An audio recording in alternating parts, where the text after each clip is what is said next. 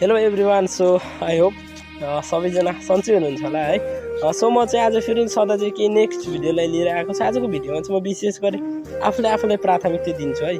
किनभने लाइफमा अगाडि बढ्नु छ भने आफूले हेरेर बढ्नुपर्छ कि अरू कसैलाई हेरेर हुँदैन।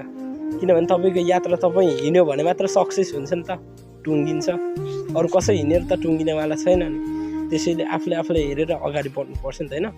त्यसैले जुन यो मेरो अहिले चलिरहेको समय छ, जुन मेरो एज, जुन यो एजमा म पर्फेक्ट त बन्न नसकौँला तर पनि इम्प्रुभ भएर अगाडि बढ्ने उमेर चाहिँ हो है यो मेरो। यो एजमा म इम्प्रुभ भएर अगाडि बढ्दै गर्दा कति ठाउँमा लडिन्छ होला, कति ठाउँमा गल्ती गरिन्छ होला, तर त्यो कुरादेखि म डराउँदिनँ के। किनभने त्यो कुराबाट म केही कुराहरू सिक्छु कि नयाँ कुराहरू प्राप्त गर्छु। जुन त्यो सिकेको कुराले मलाई चिनाउँछ कि 5 वर्षपछि त को भनेर है।